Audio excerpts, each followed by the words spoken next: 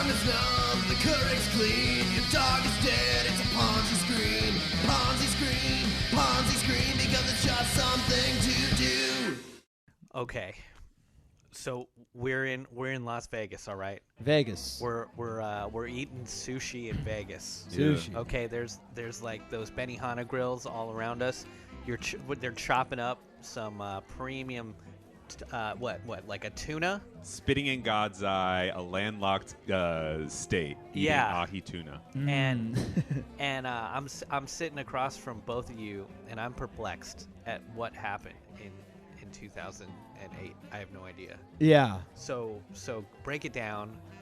Well, I just chomp on these delicious California rolls. So are you like trying to like lie to the listener right now and say that we're in Vegas right now, or are we like in your apartment wearing sweatshirts? We're literally in my apartment wearing Uniqlo Normcore sweatshirts. Actually, yeah, Gabe, David, and I are all one part of the American flag. Oh, look at us. Wow. I'm wearing red, Gabe's wearing blue, and David's wearing white right now. Yeah.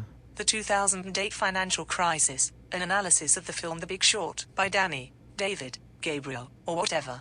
Yeah. I think the biggest takeaway from the financial crisis is that it was just gambling on the American dream. I think is the easiest way to put it, because what is the American dream but buying a home? Mm-hmm. And like home ownership is the most American thing. And the fact that the American dream failed us is goth. It's very it's very intense. That's what did it. I mean, it probably helps that part of The Big Short, which we're talking about today, takes place in Las Vegas, because the betting allegory or metaphors, whatever, is so.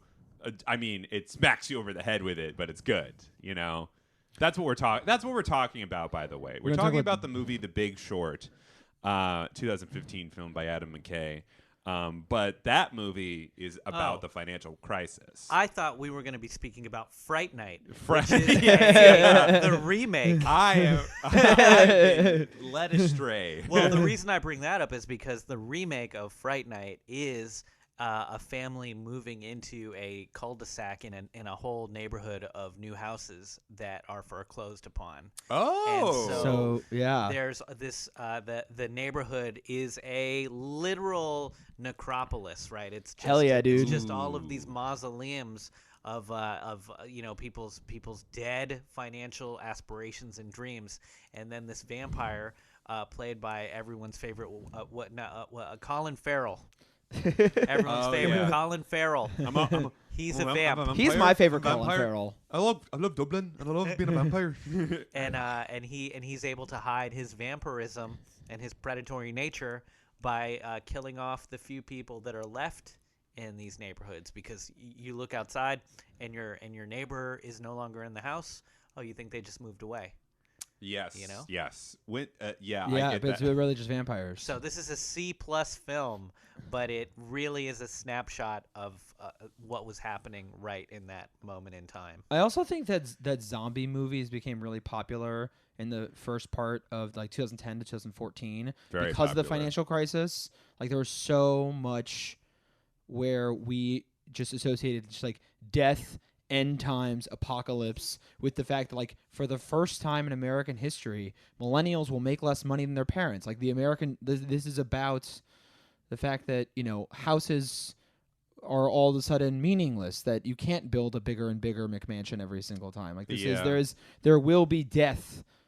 And I think that there was a subconscious recognition of that and kind of indulgence in that with what made zombie films kind of the zeitgeist of 2010 to 2014 or 2009, like The Walking Dead. Remember, like there just seemed to be so many of these zombie films in that era. It was all started by the Zombie Guide to whatever, Survival Guide or whatever that came out in 2008. You know who wrote that? Lloyd Blankfein, actually. Lloyd Blankfein, yeah, oh, yeah, of course.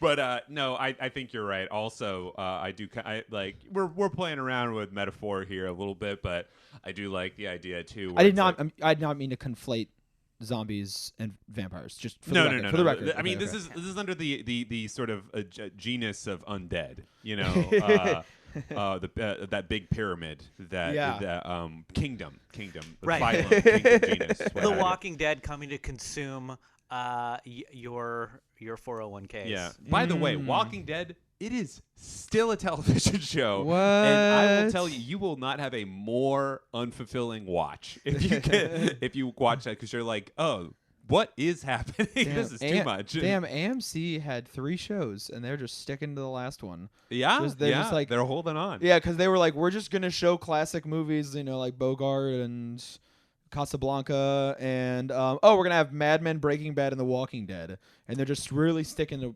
And 2 of those ended 5 years ago. 6 or 7 if you're Breaking Bad. Yeah. Sure. The good die young. Yeah. yeah. Don't overthink it. And some shows just keep on trucking. You either kind of like, you're like, why isn't this show dead yet? Why is Henry Kissinger still alive? Yeah. You have to be like zombie. Michael Bloomberg and say, look, if you get pancreatic cancer when you're 95, we just say, so long, folks, or whatever he said. Yeah. Don't want to date this too much, but look, you either die a hero or you live long enough to see for yourself Michael Bloomberg to say you should be euthanized by the state. Okay, so let's go into what the fuck the financial crisis was a little bit, right? Yeah, we're getting hold on. into Yeah, it, yeah. I'm dipping my roll into my soy sauce, and I've got a little wasabi on the other Oh, end. yeah. A little schmear. Yeah, the chef is making an onion volcano. Being Yeah. transported to Vegas. Ooh, Yeah, have you been to Vegas? Just real quick, have you been to Vegas before, Gabe? Oh yeah. Yeah, have you been to Yeah, Vegas? yeah. I've been twice as well. So we're all familiar with how it kind of sucks. I went with my family and I saw a bunch of boobs. Really? Sure. Well, I just saw there were cards on the sidewalk advertising for strip clubs. Oh yeah. And I was just like, and, Yeah. and my dad was like, yeah, bro. A young David beating off on the strip. Yes, Yeah. of course. Yeah. I think the best thing you can see in Vegas is one of those albino tigers eating a magician. Nice. Oh yeah. Oh yeah, I love that Man, show. all right. Did they die, or were they just Siegfried and Roy? It didn't just Roy die or something like that? One of them did die, I think, actually recently. Okay, so the financial crisis. Yeah. Let's not get too. There's a lot of tree branches. So out here. the movie talks about this a little bit, but I think we can just go The Big quick. Short. The Big Short. Adam McKay, 2015. There's this guy Louis Renari at Solomon Brothers. Basically, he invented these things called mortgage-backed securities. Okay, so the idea is that you take people's mortgages. So this is a credit structure. Credit means A loan, a debt, Yes. right? It is so a credit. So he would take basically people's obligations to pay their mortgages, and he would bundle them together, and that was a product in and of itself that you could invest in. You could You're sell buying or people's invest. debt. Yeah, you're buying people's debt, and you are gambling that they are going to pay their debt. That is Yeah. the fundamental. That is the crux of what caused the financial crisis. Was these mortgage-backed securities and how that they are determined whether they were a good mortgage-backed security or not. And then they got you would kind of have your mortgage is dependent on your credit score, on your credit rating, and and those things are all kind of, you have credit rating agencies that determine whether this person is worthy or not to receive this home. Yeah. Right. So someone's going to check to see whether you have when you're buying a house, they check to see whether you have a job. They check your credit score. They check to see whether you have outstanding loans. They check to see your reliability and ability to pay previous mortgages if you have those, or rent, I think, sometimes. And your credit score is more important than anything else. You could have Yeah. $1 million in the bank. Yeah, and but your credit score is bad, then they won't trust you to pay off your debts. So you have to pay everything up front in cash. Yeah, exactly. And the last thing they check is to see whether you're white. And they make sure they have all those things. And if you have all those things, then you're going to get a reasonable mortgage. And that is going to, so basically this is in the 70s, right? This idea basically was what I liked about the movie is that they talked about how the financial sector has become sexy. And that is, I think it is totally true. They left the country club and went to the strip club. And this was one of the big things that did it.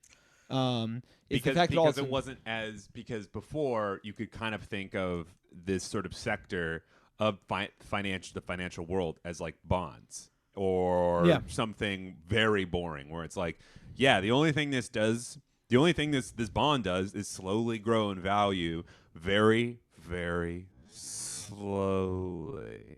And that's what houses were too, because it was a very stable thing. It's just like this mantra that people basically lived by. Yeah, your house is that you buy a house, it's in a good neighborhood, it's going to keep appreciating in value no matter what. You get your bonds and things that you can trust because everything is nationalized or it's subsidized by the state or it's it's FDIC. I'm just making up words now. But it's like I think about how my grandparents' generation, they were like really cared about pinching pennies and like putting pennies in a piggy bank, and this idea that you could actually save money from your summertime job meant something. And then in the 70s, only a couple people had credit cards, so debt wasn't that big a deal. And then you start watching movies from that era, and you see people like the joke is that somebody opens their wallet and there'll be like 15 credit cards in it, you know, because now debt. We sort of are able to take on more debt. Totally. Yeah. Totally.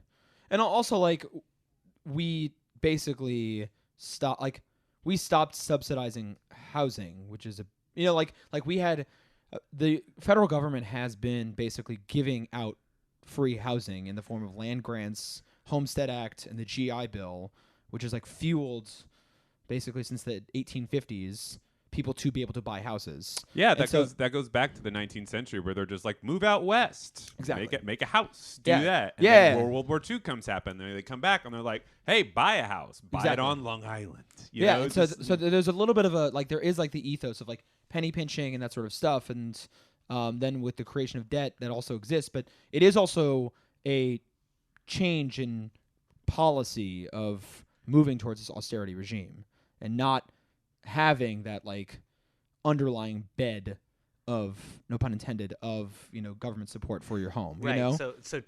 So exactly two things are happening. One, we're being encouraged to take on more and more debt. Yeah. Culturally, as a society, with the advent of credit cards and taking out big loans and thinking, I'll pay back that mortgage. Yeah. And then two, the actual government safety net is being pulled away. In the movie, there's the character played by Christian Bale. There's a guy named Michael Burry. It's Scion Capital. This is a real person. He is the first one to discover that a lot of these mortgage-backed securities are filled with subprime adjustable rate loans.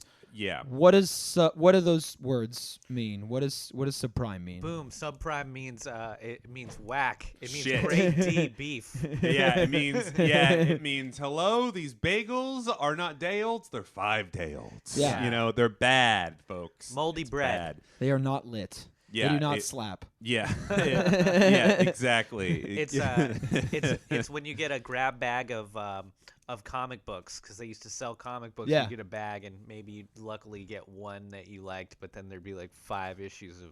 They're really it's like recycling, but not. It might as well be in a bird cage at this point. Yeah, subprime. So bad. So bad. Not so delicious, right? So like an adjustable rate. What's adjustable rate? An adjustable rate loan is we are going to give you a loan with some sort of leniency in the beginning, essentially, for being able to pay off your loans. Yes. But then the adjustable rates kick in at a certain point when you all of a sudden have to start paying more. Okay? So you start out paying like, hey, you only got to pay 15% every month or whatever, and then the adjustable rate kicks in 5 years later, and it's like, now it's 35%. Yeah, so then so there's actually a point in the movie where they talk about in the second quarter of 2007, the majority of the adjustable rates are going to kick in, okay? And Michael Burry says he was the only one who looked through the numbers on all these mortgages, because what is so tough about the financialization, like over financialization in like a macroeconomic sense, is that people stop paying attention to all the details, and everything, all these numbers get obfuscated away from like actual empirical reality. You got to be smart as hell. You got to be really whip smart when it comes to policy to just get down to the brass tacks and the nitty gritty. You need a technocrat in there that can read the fine print. So the adjustable rates kick in 2007.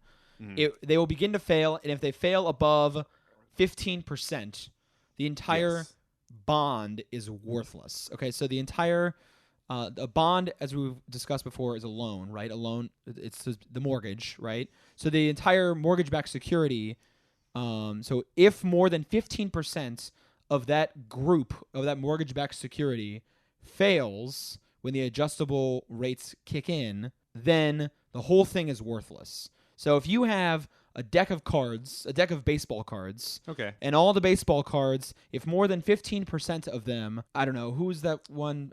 Give me a baseball player. Someone Hold on, please. let's change a little bit. If you have a deck of basketball cards and more than 15% of them are Detloff Shrimp, Seattle Supersonics forward from the early 90s, then it'll fail.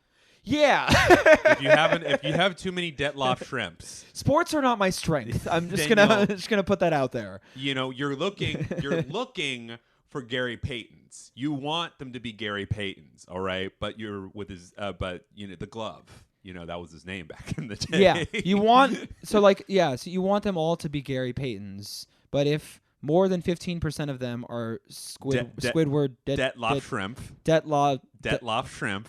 Yeah, that's what I said. Detloff Shrimp. Who the fuck are we? Shrimp Scampies. Yeah. This is a seafood heavy. We are at a Japanese restaurant in Las Vegas right now discussing we are. seafood scampi from. I feel like this seafood is from the early '90s in Seattle. That's how fucking horrible this sushi is. Yeah. And so if more than 15% of them are a bad basketball player, how about that? Yeah. Then the whole thing, all 100% of it, is essentially a junk grouping. It's infested the whole thing. So it goes from being a AAA down to like a triple B or something. Is that the actual terminology? Yeah, I mean, so then there's another.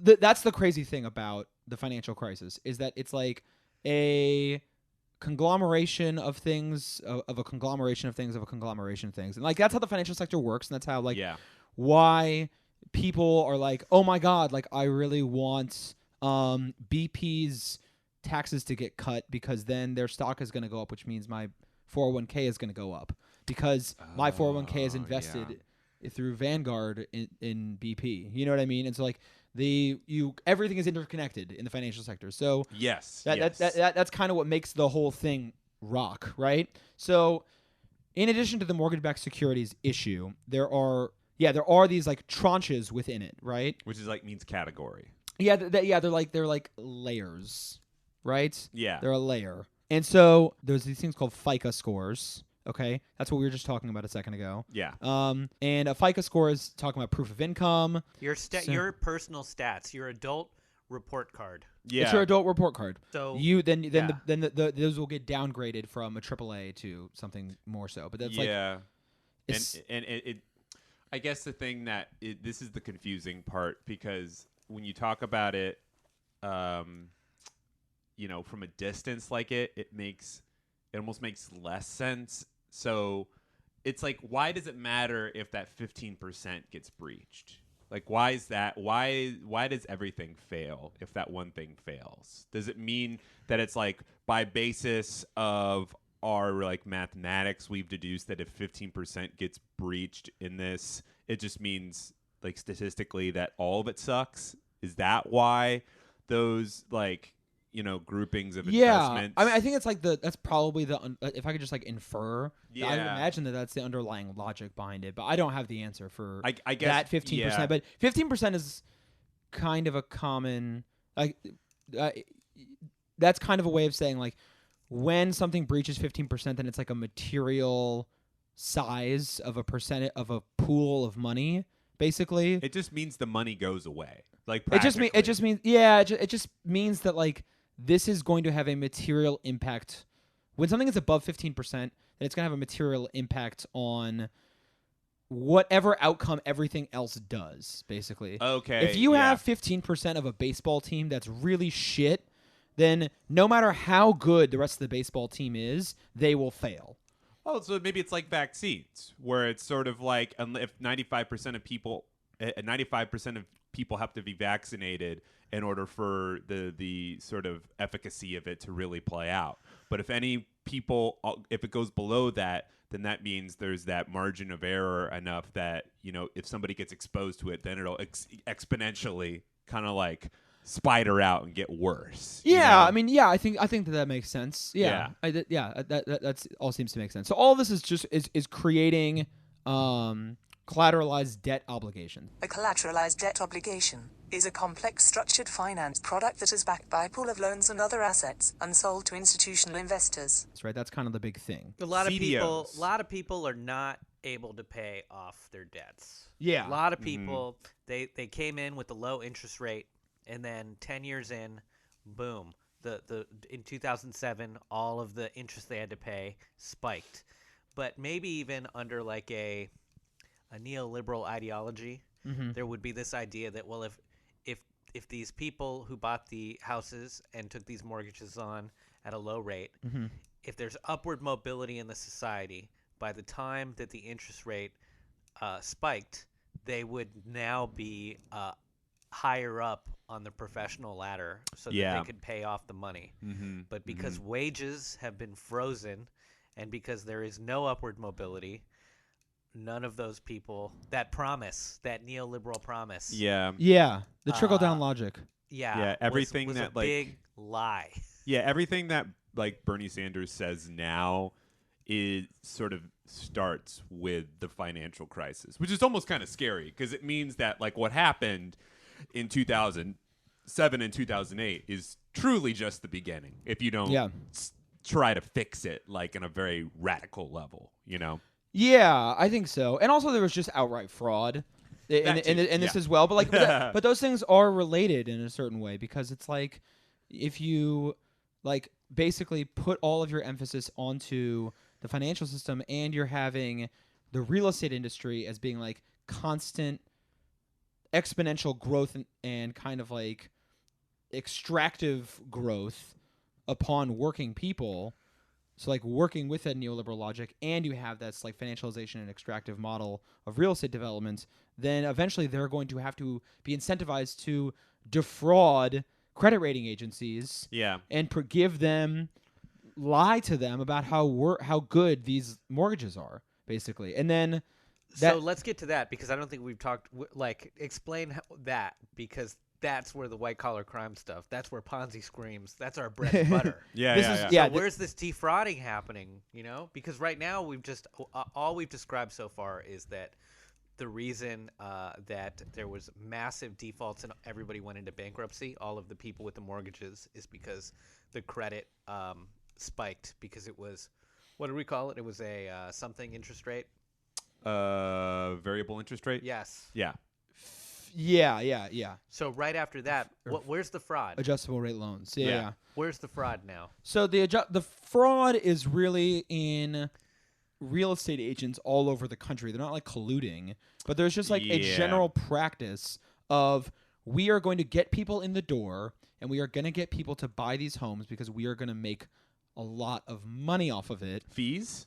And broker fees. You know what I mean? And so and basically neglecting to do their due diligence in a fraudulent and negligent way, right? Of just being like, whatever, we're going to give them a AAA FICO score. It's going to be fine. We're just going to send it to the credit rating agency. And the credit rating agency is complicit in this as well because they are competing amongst each other for these to get to be able to do the service of rating these mortgages. Yes, and that's where the fraud starts because if you give somebody a bad credit rating and everybody else is like, well, I'll give them a good credit rating even though they don't deserve a good credit rating, it makes it so you're incentivized to lie, essentially. Right. If you don't do this for me, the guy down the street will. Yeah. And so that's kind of an issue with like any sort of oligopoly is that there's no real when it's just two firms competing against each other, which is kind of what it was in 2007 with credit rating agencies. You don't really have any of that like, you know, capitalist democracy that people assume exists in a capitalist system where there's a market there's a market democracy where if one is doing poorly is doing a bad thing, then is committing a fraud, then the competition will even that out because there will be another one to fill in the gaps and correct the fraud with the invisible hand. And Yeah, stuff like you that. know how all the different cartels in Mexico trying to cut up the cocaine trade routes, how they really played fair with each other, and yeah. It makes all the libertarians just yell at the wall. It's like, no, there's no competition. No, I'm gonna build my own driveway. No, I'll build my own road to my own house. Yeah. So there's like there are the credit rating agencies that we're basically saying like we want this business, we need this business. Like Moody's and Fitch are two big ones, and they aren't really when there's just two behemoth structures, there is an incentive for them to kind of silently work together, even if they're not directly communicating. They kind of it's kind of like dancing without touching hands. You just know you both know the steps. You both know what things to do in order to like preserve the dance and keep the dance going without alerting antitrust officials and also while keeping out competition. Oh wait, so I think I know what you mean now because they talk about the S&P, the Standard & Poor. Yeah. During the movie. Yeah. And okay, so here's maybe the gap. So this tell me if I'm wrong here. Does this go in such a way where you have realtors doing like fraudy stuff, you know? Yeah. And you have the S&P or whatever basically playing S&P, along with yeah. that. Yeah. And there's not really like a ton of intervals in between those two things. Mm-hmm. So it kind of goes from being just sort of like, I'm just a realtor, like an agency or whatever, saying that this should be this. And then it goes all the way up to like big credit agencies being like, yeah, we believe this. But also there's only 3 of them or whatever. So Yeah. it's like all the power gets consolidated to them real fast. And then all of a sudden what is just one little piece of fraud from maybe a couple hundred realtors turns into like the top 3 credit rating agencies being complicit in it, which is just like straight up an artery to the economy. Yeah, absolutely. I mean, I think if there's anyone who's really a true like criminal and really did bad fraud in the financial sector, it was the credit rating agencies like S&P and Moody's and Fitch. Yeah. Who were just knowingly ignoring, like neglecting to actually give correct credit, like FICO scores for these mortgage-backed securities and collateralized debt obligations. Yeah. Like that is where the actual fraud, I think, is. I mean, there's like the petty fraud of the realtors and the brokers. You know? That's the petty fraud. That's like on a micro. That's like on a micro level, transactional level of like, you know, there was like those bros in the movie who were like they're Florida idiots. bros. They were Florida bros. Yeah, those guys. So you know, it's kind of like putting the onus on the dumbest people in the structure. Yeah. By thinking that they were unethical and amoral, but they were also bartenders who thought that they were like living the American dream by becoming grifter salesmen. Yeah, exactly. And they're being incentivized to like just sell as many of these properties as they can. Yeah. Yeah. And if they're not going to do it, someone else is going to do it. Yeah, precisely. So it's really not they are like pawns in the game. They're like right? stupid. It would be the equivalent of like telling only giving a child like cookies and stuff, and then when it's 5 or 6 years old and it just can barely move and it already has like type 2 diabetes, you're like, what? Why weren't you eating your vegetables? And it's just like, because you only gave me sweets. Yeah, like no, totally. Yeah, like so it's like, they're dumb, but also it's not crazy that they find themselves in this situation, you know? Because they don't even know when Steve Carell's character goes and interviews them. Yeah, Mark Baum. He asked them about why are they confessing to us, and he's like, they're not confessing, they're bragging. Yeah.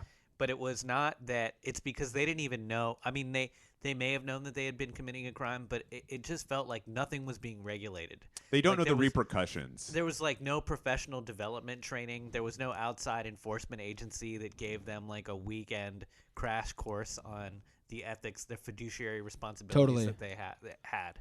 So one thing that came up was these things called ninja loans, which are called no income, no job loans, which is just like the most like epic thing for like a bartender turned realtor to love.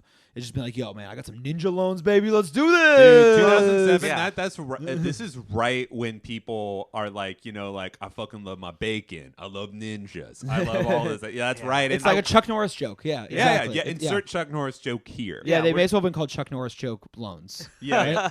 Right? So that I mean, like in the movie, they talked about how there was like they would target like working class immigrants in Florida was one of the things, and these people who like maybe not be like English as their they might not be English first language speakers, or like strippers. And then she was like, I remember one point there was like this woman, she was like, yeah, I have 2 loans on one house, and I'm just here to like help out people, and like this is good. And she was like, the realtors never told me that my house, that these new adjustable rates would kick in. No one ever told me that these adjustable rates ever going to kick in, so I'm going to be fine, right? And then Mark Baum is like getting a lap dance from this woman. He's like, no, they just lied to you. Yeah. Yeah, and then she was like, well, then I'm completely fucked. And he's like, what do you mean? She's like, I have 5 houses, and it's just like you just realize just how insane and gratuitous this whole structure is, and that's just the one little microcosm in Florida that they go visit. And she's going to be, she's probably a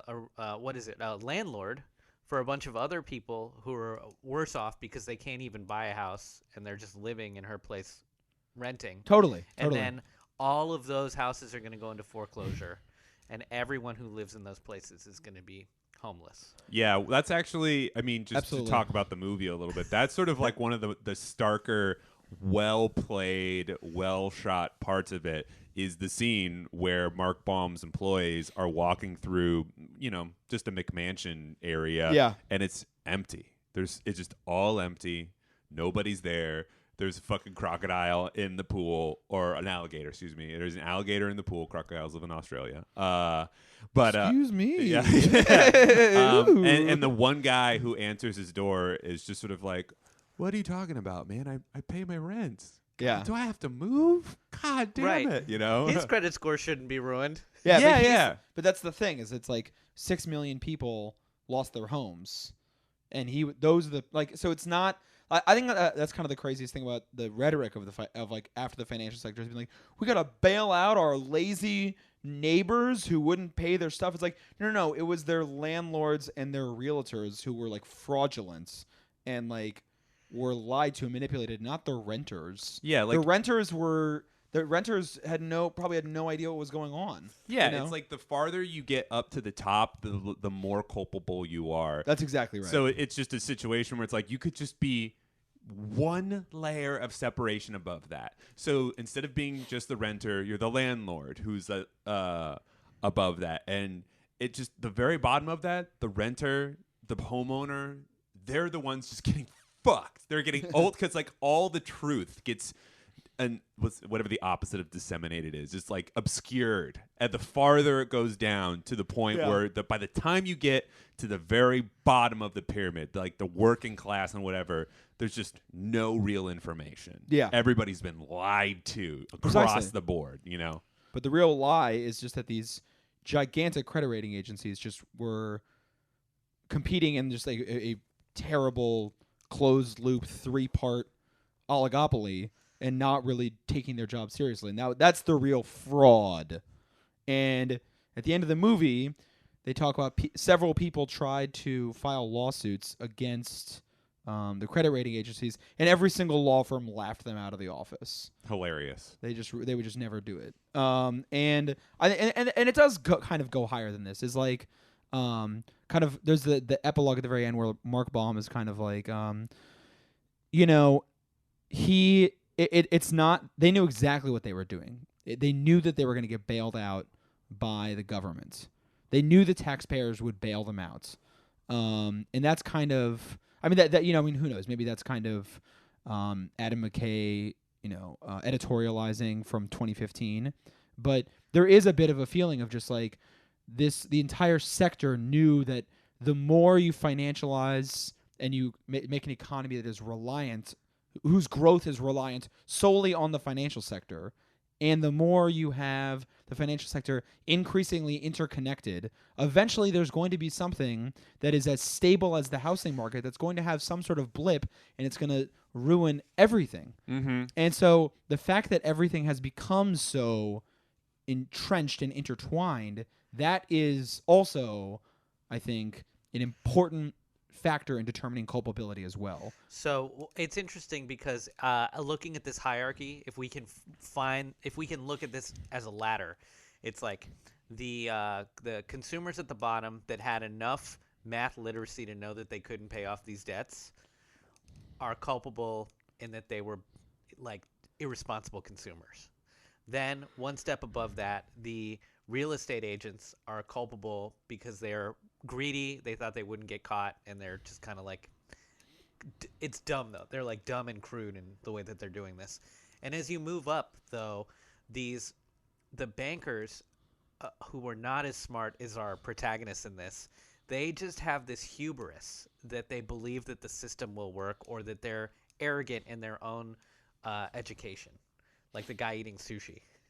Yeah. Right? Like, but then when you get even further up, the faces that we don't even see in this are the truly cynical ones who know that the government will bail them out. Yeah. Yeah, that's kind of the Tim Geithners. Yeah. Maybe, or Yeah, and that's ultimately because they know that the government is staffed by people in their milieu. Like there's ultimately a trust in most SEC commissioners and most Treasury secretaries and most chairs of the Fed, because they all came from the same law firms that these, like CCOs at Morgan Stanley came from.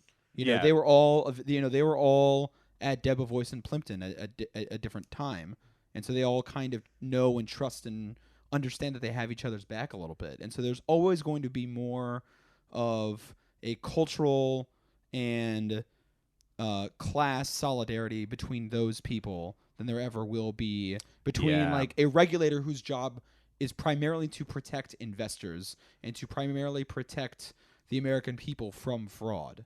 Yeah, so it's like a situation where it's like, Gabe, what you were saying. It's like there's not like a situation. There was never a situation before the recession happened where Tim Geithner sits down in a room and just sort of silently says to no one, like, when the recession happens, we will give all the banks money.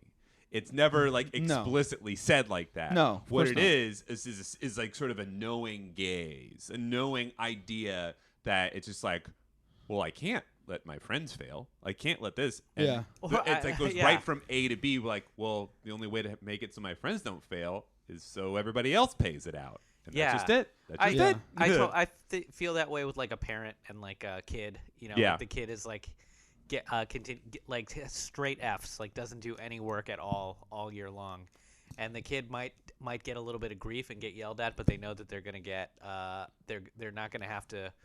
This is at a private school. They know they're not gonna have to make a grade. Yeah, exactly. Because there's gonna be the parent's gonna give money and be like, okay, well, do you want the tuition or not? You're gonna let my kid yeah. Also, make sure my mic is still good. You're good. Still, you're good. Still good. Yeah. Just a little peek behind the curtains, my friends. or it's like the college admissions scandal of like, you may get bad grades, but I'm still going to bribe this USC admissions person because I want to be able to brag that you got into USC just as much as you want to go to USC. Yeah. There's just an alignment of interests. That ultimately is like, we want you to succeed. I want you to succeed. Let's make sure that we do everything we can to make sure that you succeed. It's like when you know how Trump always says, "I never lied. I never lied with that. I don't know what you're talking about." My theory, this is a little bit of a deviation, but not too much. My pet theory with that is like every time Donald Trump says, "Oh, I never lied," I always picture a conversation in which he's talking to people and basically taking that sort of kind of cloak and daggery kind of like way you speak with people, like, hey, would you do this or blah blah blah, because like you never actually lie or you never actually do the thing, you just strongly imply, and that's what essentially led to the recession, is just a lot of everything shall be fine situation. I just feel like I just hear Tony Soprano on the phone being like, you take care of that thing? Yes. No, the other thing. Yeah. With that guy. Now the other guy. Yeah. Okay. Good. I'm glad we're all friends again. Yes. It's like the opposite. It's like rhetorically, it's the opposite as when someone's like, which I love this tool of someone being like, I won't say this person's name, this disgusting, filthy person's name. I will not say Ilhan Omar's disgusting name. Yeah. Because I'm better than that. I would never say Ilhan Omar's name. And I think it's nobody wants to say Voldemort, even though they're It's I think it's very funny. Okay, so where are we now? That's the that's what happened, right? So then eventually, second quarter of 2007 hits, and Barry is exactly right. That these people are going to default, that it's going to start slowly. They go over 15%, right? Also, all these mortgage-backed securities and CDOs, the amount of people who default goes over 15%. This is where I watched this movie on an airplane, and this is where I had to asked for a second Bloody Mary. Because I was like, why are they not getting the big payout? Yeah.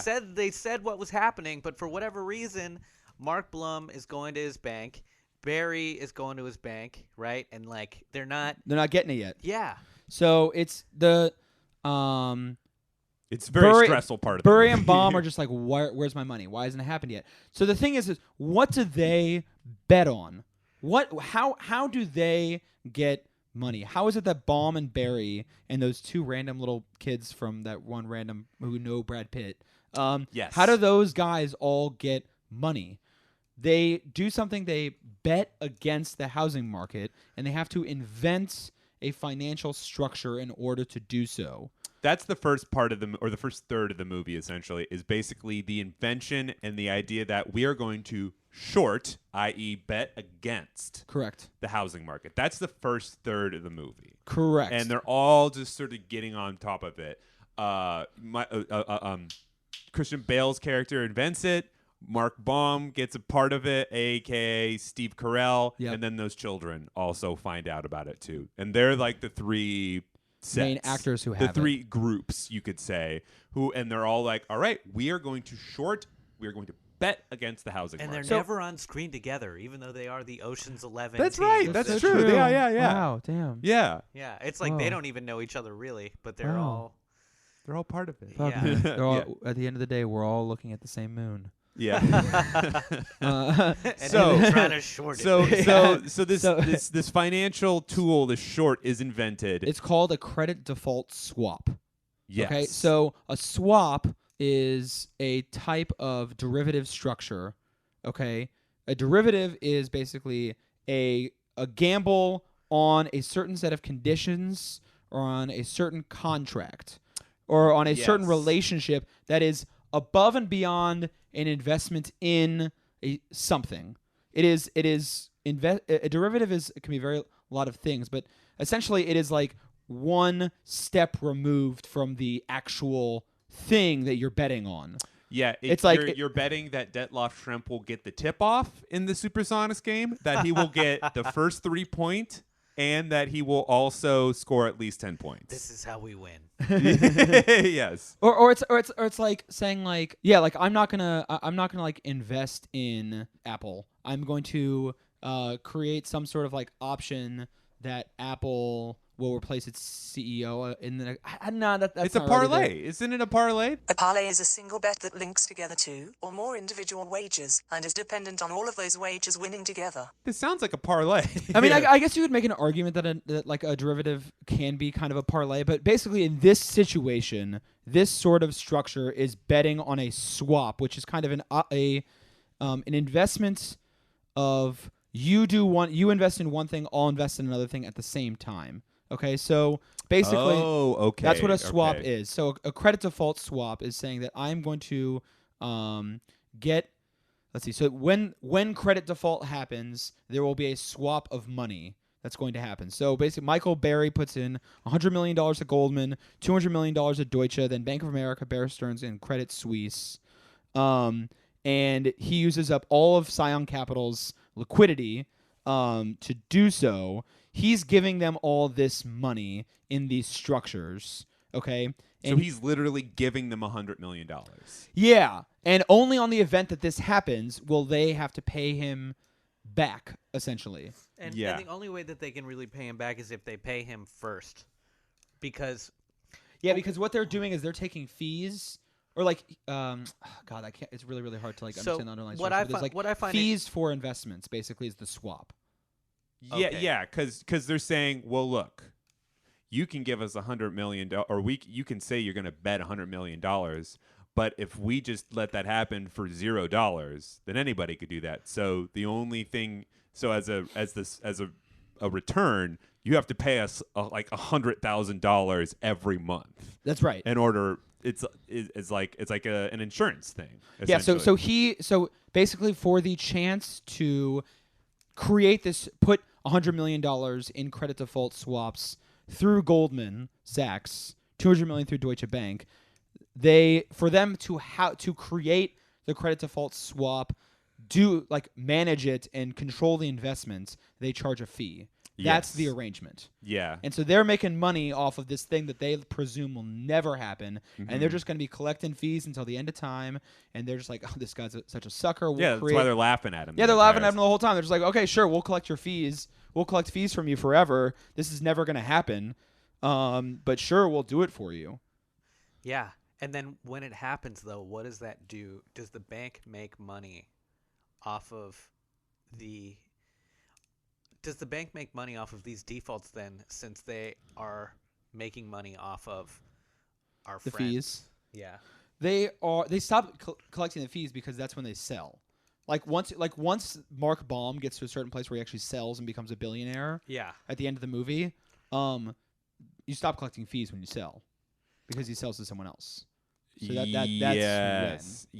Yeah. So the idea is like the banks. Well, that's the whole reason the banks partially go under too, right? Is it's one of those things where it's like Mark Baum didn't make the banks go bankrupt solely because of his swap per se, but what happens is if you have like, you know, whatever you said the number was, like $100 million, and then, you know, they basically hit the jackpot and they have to pay him by like a factor of like, I don't know, whatever it is, like 100, like 200, 300%. It's like, no, it's like, there's no more money left. You know, you won. And now we're kind of bankrupt now because this is also No, I mean they have so much money. I guess that's true. They're not going to get completely fucked over like that. But that basically, it was their individual shorts, their individual credit default swaps did not have a like systemic impact on the economy. What it did is it just made a bunch of like pilfering vultures. I mean, that's what these people were vulture capitalists. Yeah. Ultimately, Mark Baum, Michael Berry, and the two boys who know Brad Pitt are vulture capitalists in that they are profiting off of the death of the rest of the economy. Yeah, that's why Brad Pitt's so pissed off. He's like, stop jumping up and down. They're vampires. Yeah. Just They don't are- dance. They are vampires. They're Colin Farrell, the vampire. Yes, they are. Yeah. in the cul-de-sac. And what I think, and Danny and I watched this movie together while you were on an airplane, and Danny and I were watching this movie and kissing the whole time. And Yeah. We were holding hands, David, and hugging. Yeah. I felt some juice in your Yeah, hand. yeah. I felt Well, it was that's a because kiss. I had my juice in between that I could take a slug of every once in a while. There was some credit default swapping going on. Yeah, dude. Yeah. I was betting that David wouldn't kiss. There was a lot. Let's just say there was a lot of liquidity. All right. Yeah. So. Oh! But yeah, I mean, so like, they when we noticed the movie is just like there are so many times where Burry and Baum especially could have been like, I need to call the SEC right now and like report a crime. I need to alert them of this systemic issue. I need to call I need to call the Wall Street Journal and alert them of this systemic issue. And they're only really, it's only the two boys who know Brad Pitt who attempt to do both. Kind of, though. Like, they really don't make a good faith effort to do so. Like, they are in Vegas and they have a friend who has like who's like sister works for the SEC, and they like see her at a hotel and they try to tell her, and she's like, no, I'm trying to have sex with a guy. And she's like clearly drunk, she's clearly not working. That's not a real effort to contact the SEC. And she's trying to get out of what I saw her as is a metaphor for anybody who works in government regulation. Yeah. Because there's this I see it every political administration. Somebody comes into power and they end up working for the government, for like the federal government for 4 years, and then they leave the federal government and go right back to the high-powered corporate job that Correct. they had before they were appointed. That's right. So this like revolving door policy between working with the Defense Department and then going to work at Lockheed Martin is Yes. It's like I don't understand the cognitive dissonance, like how people don't see that is a conflict of interest. Yeah, I mean, absolutely. Gabe's absolutely right too. I was also thinking like that. Like that lady, I don't know what part of that movie was dramatized or if that's absolutely real, but it doesn't matter because she's an excellent metaphor where she's just like, wait, come here, talking to a banker essentially, like fuck me. That's the fun. That it's so funny, that part of it. No, it really is, and but I don't know. I mean, like. I think that it's the Bush administration's SEC, and there's a very reasonable chance that there was no one at the SEC who was going to do anything about that. But the two guys really didn't I don't know. You guys are both right.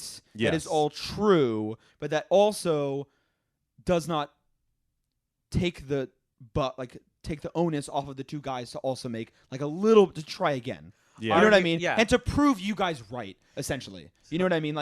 To prove, they should have tried to reach out to more regulators and been rejected by more people, is what I'm trying to say. Adam McKay has imbued these protagonists that we have with some moral compass that, or at least have us as the viewer look at them heroically, where in reality they were sitting on their hands. Yeah. Yeah, in some ways, they're kind of the worst people in the world. Yeah. They really kind of are. Because Burry, as we talked about, is a wealth manager. He is what in previous episodes we've described as a wealth manager whose pure and simple job is to make your money make more money. He just also happens to be I don't know, kind of on the spectrum in this movie where he's just totally. My whole job is just to make more money, so I don't care. There's millions of people. There are millions of people on the autism spectrum who work in the financial sector. It's just that's a beautiful fit for them, and we welcome their Yeah, they go together like cupcakes and frosting. Yeah, exactly. Very well put. Yeah. So, but a rainbow puzzle on a bank. He reminds me of a better Madoff, in that. Not that they both were in a Ponzi scheme, but that Madoff was a wealth manager. When you watch that movie, the one with Robert De Niro, he's Scion is basically the same type of operation, right? Where you're just managing pools of people's money. Yeah, and he is doing something unethical, even though he's right. He's without their consent. The people whose money he's managing. He's tripling down on some Evel Knievel. Precisely. I'm gonna make it across the gorge. What's crazy about it is it's these people have true knowledge, and they, instead of doing the right thing about it, they try to triple down on it and make it even worse. They try and just find a way for them to get a buck out of it, and there's no real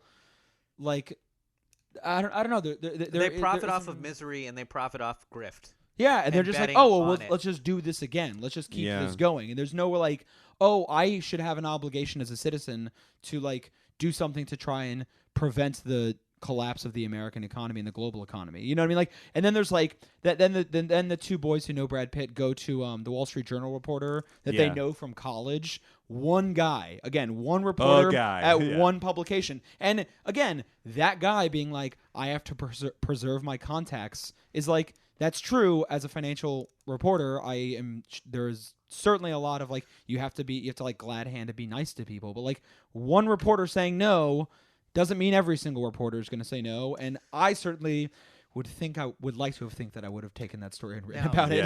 I like that report in the same way that redhead in Las Vegas was to me a metaphor for government regulations. that reporter was a metaphor for every journalist in the era of like embedded journalism. Yeah. Yeah. Or in the era of, if there are only 5 different multinational conglomerates that handle all of our media, then there is no, you can't go to journalism school and think that you're going to have a comfortable, cushy job at a corporation and also affect change. Because your goal, your mission statement is opposed to the entire structure that you're part of. Mm-hmm. Yeah, this is before Teen Vogue started doing in-depth political analysis, where you still just had the Washington Times, the New York Times, the Wall Street Journal, and like whatever, Forbes you know, or whatever. And like, I mean, like, why didn't like the Brownfield Capitol boys contact Teen Vogue? Like, that would have been, sure. Or just post Medium posts. Yeah, this is before Medium posts. We had nothing. There were like 4 Twitter accounts. Like Twitter had just been invented. When this happened. Dude, they just needed to make spicy memes about this and have the fat Jew steal their content. Yeah. The fat Jew, he hadn't even stolen one piece of content yet because Instagram didn't exist yet. That's he right. hadn't even aggregated content yet. I mean, I think that's was like my biggest issue with the movie overall is just the fact that they really try and present, especially Steve Carell's character, as like a moral agent when like he really, really, really has a lot more culpability than, and he feels guilty about it, but he feels guilty about it while on the roof of his Upper East Side apartment overlooking Central Park. Right, like Michael Corleone at the end of Godfather 2. You know, it's like, maybe I killed off my brother and I have an empire. Now that I have everything, I guess I feel bad about how I got here. And it's like this is like, that's not real. That's not courage. It's not courage. Steve Carell's character in that movie is really just a guy who by the end of the movie realizes he's bad. It doesn't mean that anything he did is good or that he's a good person, but he's just the guy who's just like, I guess I'm bad.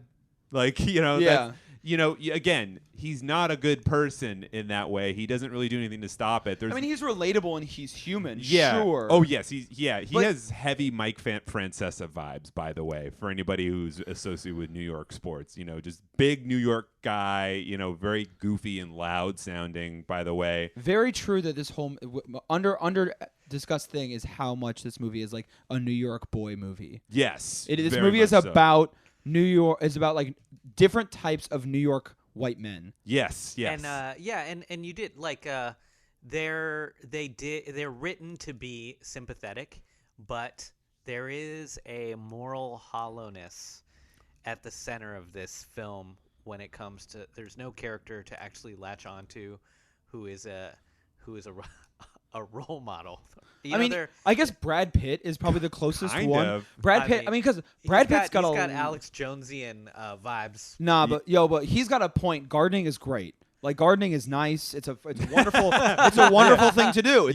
Plants are great. Like, he made the right career pivot by leaving the financial sector. But that's the thing. Yes. But Brad Pitt, even by the end of the movie, he still helps them sell all their. Well, I guess he's not really participating in it as much per se. He's just doing something that because they need to get basically like the little boys, the little boys, Capital, the they need to basically, in order to pull off the Big Short, their credit default swap, they need to get this thing called an ISDA. ISDA, the International Swaps and Derivatives Association, is a trade organization of participants in the market for over-the-counter derivatives.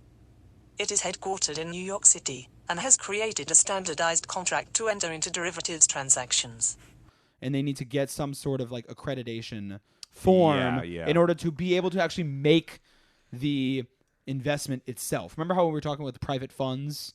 There's certain capital requirements for this specific type of credit default swap. There are capital requirements, and Brad Pitt helps them get that, and then he helps facilitate the trade for them to actually sell, to actually do the short. And for them to actually make the $80 million or whatever that they make. And he's like in a pub in London, and then there's all those like rightly angry fucking like pub guys. Yeah, the chavs are behind them. like the pint boys who are just like oh, you're a banker, fuck you, you know? Like those guys are the good guys. Yeah, those are kind of like the They're the good only ones. good guys in the movie. They're the good. I mean, they may have voted for Brexit in 5 years, but maybe That's true. That is very true. Yeah, but I mean, yeah. like maybe for leftist reasons because they saw Brad Pitt fucking over the American economy right in front of their eyes. Well, the EU is a nightmare. Yeah. You know, and it banker's depends. cabal, as I they was call in. it. I remember I was in Greece the year that they joined, and everybody who's Greek was upset that they had to wake up and go to 9 to 5s. And it like They're very busy eating olives straight off the tree. yeah, It's a good life, man. yeah. they had a great slow-paced quality of life, and when you have to compete with a bunch of other countries, it wrecks the local economies. Yeah. You can't spend your time just slowly knitting your tracksuit. Yeah, and why should you have to work as hard as people living in a miserable northern Europe when you live on the Mediterranean? Yeah, and the you're Greek just people basking in the sun. Yeah, they and see the vibing. German people and they're just like, "What are you doing?" Yeah. That's stupid. Who are these fastidious, like pale freaks with black socks and Birkenstocks on, stomping around down here? Like looking at their clocks and telling us that we have to move faster and bring them souvlaki. Yeah, I mean, for the German people, in fairness, what are the things that they have? Iron and timber. yeah. What are the things that they don't have? Good weather. Yeah, So, like, yeah. what else are you gonna do but just be industrious? Yeah. With those two factors, you know what I mean? Make like, buildings that look like Legos. Yeah. Yeah. I mean, I think overall, the movie. I found the movie. I think this is actually the third time that I've watched the movie. I remember I watched it in theaters. I watched it on Netflix once. Then it went away from Netflix, and then David and I watched it on that weird streaming service. What that like had a ton of commercials in it. Pluto. Pluto. Yeah, I was about to say Ninja. Whoops. Yeah. But I will say that having done 8 episodes of the podcast now, and then watching it, it makes a lot more sense. For one thing, you get the context of it. And I must say, I don't know, it just sets the pace for a lot of, I don't know what you would call like kind of progressive-y style movies like that. Plus, it's Adam McKay's like first kind of serious film. Like, go if you want to have yourself a laugh, go on Adam McKay's IMDb.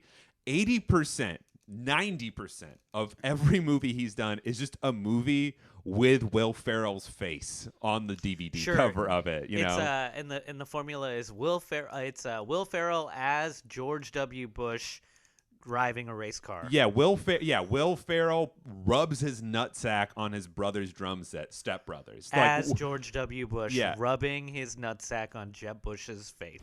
Do you touch my drum set? Nope. It's just weird, because seems like someone definitely touched my drum set. Where are you going? I'm going upstairs. Because I'm going to put my nutsack on your drum set. Okay? If you do that, I am warning you right now, if you touch my drums, I will stab you in the neck with a knife. Even go in the room, I will go ape shit. Don't miss a spot. You hear me? John Bob's playing Moby Dick for real. Yeah, Will Ferrell fucking drives a car. Will Ferrell is speaking Spanish now. Like Casa de mi Padre. So this is from the Jacobin article where they interviewed Adam McKay. And this is an interesting quote. He said, I went back after I got to know him, Adam McKay, and I rewatched the Anchorman movies and Step Brothers and Talladega Nights. I went back and really saw that passionate voice shouting through these funny movies and realized, oh, those were like angry, pointed, and brilliant dissections of our culture. You know what Adam McKay is? Adam McKay is a fucking... Who's the guy who did Freaks and Geeks again? What's his name? Judd Apatow. He's if Judd Apatow were good. Because Judd Apatow basically makes the same movie every single time where he's just sort of like, I'm progressive. I'm making a Lost reference in this movie. Oh, the formulaic thing happens where the boy gets the girl. The end. But Adam McKay, it seems, has sort of grown as a director and basically evolved with the times. And he just got angrier. He got angrier. He's actually kind of like a democratic socialist now. Yeah. And I think this is a bit of a hot take, but I think Vice is pretty good. I think he did a pretty good job with that movie as well. I didn't. Which is it's a portrayal of Dick Cheney. People made it sound like made him sympathize, but I'm like, no, it made him more evil. No, he's definitely not sympathetic in it. If anything, the reason that I think Vice is beautifully shot and the acting's great. It's that I just felt I left feeling hollow. Yeah. That's which is like maybe the design of Dick it too. You know? Cheney's chest cavity. Yeah, and like the thing about The Big Short that is also very charming in a way is Adam McKay is a guy who is not afraid to break the fourth wall. Sure. Loves to do it. I love his little animations. The editing is very snappy. It's very quick. And it really and like he does beat you over the head with a couple things. Like the most prominent scene being like, here's Margot Robbie in a bubble bath. Like that's a little like epic bacony. But besides that, it's fun. It's very fun, even though it's talking about an incredibly destructive thing. It is. I wanted to hang out with all these dudes in Vegas. Yeah. No, yeah, me too. It was making me fond. The real of estate Las guys Vegas. seemed fun. I would have hung out with, Yeah. you know, like those guys. I'd go to the gym. I'd be gym buddies with Ryan Gosling in this. Yeah, absolutely. Absolutely. That's another good point. I completely forgot that Ryan Gosling was in it for a second. And remember, like Total Ryan schmuck. Gosling was like a meme for a long time. He's like, he's hot, he's dreamy, and that's what Adam McKay was playing on at that time. Is just like, oh, I'm not just gonna get like a no-name actor or even somebody who's well known. I'm gonna get the guy who everyone thinks is fucking hot as hell. What's cool about Ryan Gosling is that he can play like angry dick very well as play like because I think you watch him in Drive. I like Drive. Oh, Yeah, we In all nice- Drive, nice film. he's a quiet boy the whole time, and then there's these explosions of rage. But even watching Drive, he only has like 7 lines of dialogue, and then you watch this, and he just is chewing up the screen with these like rants, and he's great at being an asshole. It's weird because his facial expression kind of doesn't change, but he's pretty good at emoting in it. Like the way he says things, you're like, he seems to be saying it a different way now, and I get what he's trying to do. You know, He's such a dick, but I also like that one part where he knows that the other finance bros are lame, and Yeah. he's like he has an aside, I guess, or he's on the phone and he goes, "Oh yeah, I would never be caught dead in this bar with these lame finance people. My friends are in fashion." Oh yeah, that's funny. And that's Adam McKay breaking the fourth wall again. That's how he uses Asides, no, dramatic. the actor who we were just talking about. Ryan Gosling. Ryan That's how he Gosling. uses Ryan Gosling. He's basically like, this is the narrator. This is the Yeah. guy in it. Also in a little heads up too is if you like this movie and you like The Big Short, that guy who's in Succession is in. Oh yeah. You get to see like future Adam McKay investments. Kendall Roy. Yeah. Kendall Roy is in it. Yeah, exactly. Well, I think what's great, I'm glad that you brought up Succession because I think that I saw a tweet that was like, I don't remember who it was, but there was some like, I pardon the name calling, but it was like some like neo-lib Twitter account. I just can't remember who it was, but someone was like, just started watching Succession. I don't really know how much I'm getting into it. I kind of feel like I can't really relate to any of the characters. I can't really tell who's the good guy.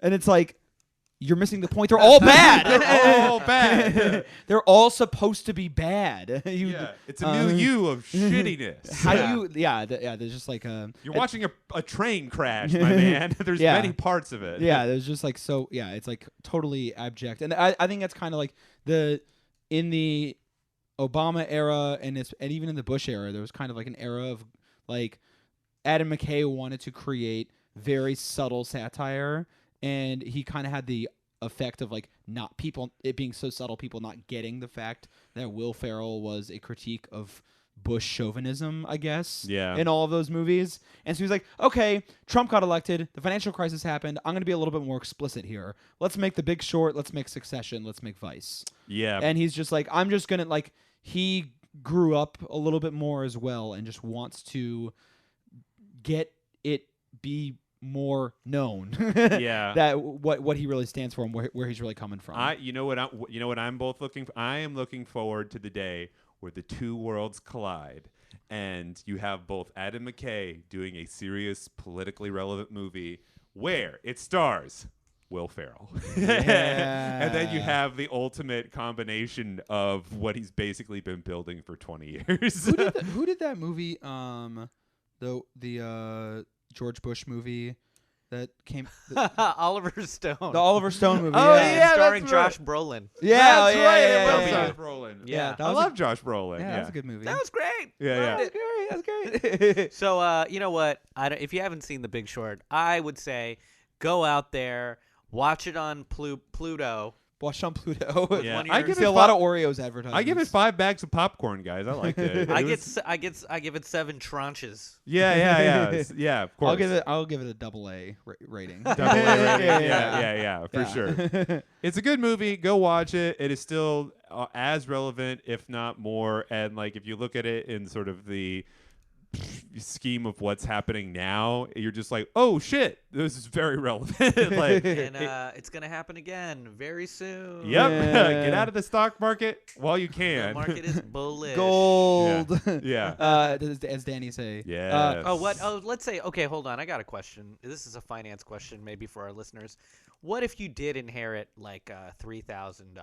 Let's say you inherited three. Let's keep it at $3,000. Yeah. And you wanted to make a reckless investment now. Well, there's these. What is a way? Is there like a default swap, or is there some cool product? Well, at the end of the movie, Adam McKay advertises a new form of CDO, collateralized debt obligation, called a bespoke tranche opportunity. Yes. So you could invest in a bespoke tranche opportunity. That sounds could like be a fake Rolex. Yeah, doesn't it? Yeah, Oh yeah. God, it just smells like a vending machine. But Brad Pitt's investing in water at the end of this. His character. Yeah. Or no, not Brad Pitt. Christian Bale. Christian Bale. Or Steve Carell. Which one is it? It's Christian Bale. Remember? Or wait. No, I think it. I'm pretty sure it's Brad Pitt's You're right. No, character it's because- Christian Bale. It's Christian Bale because he gets audited by the FBI. Ah, yes. And Yeah, many times. That's right. Yeah. He gets audited by the FBI. He tries to sue Moody's and S&P, and all the law firms refuse to take it up. And then he gets audited by tries to report that. Then he invests in water. I think. Yeah. I think that's how the movie ends. And then the boys who know Brad Pitt make money. And then I think Brad Pitt goes back to gardening. Yeah, Brad Pitt goes back to gardening. What's the overall, like, because we know Christian Bale's character, his wealth management makes like 400%, so they make 4 times the money. Do we remember how much the boys initially invest? Because they ended up with like what, $80 million, and they basically start with 20 million, or they take they make $80 million. Yeah, and they have like their original liquidity, I think, is something like 20-ish, 20 or 30. So they like double and a half their money, right? They do They never have to work again. Definitely. They go from they're at 30 million. They start off at $400,000 when they first started their fund. Yeah. But anyways, so there's what was I gonna say? Oh, there's one person who did go to jail though. That There's the guy guy, Kareem Saradelnan, and he was the only banker who went to jail for the financial crisis.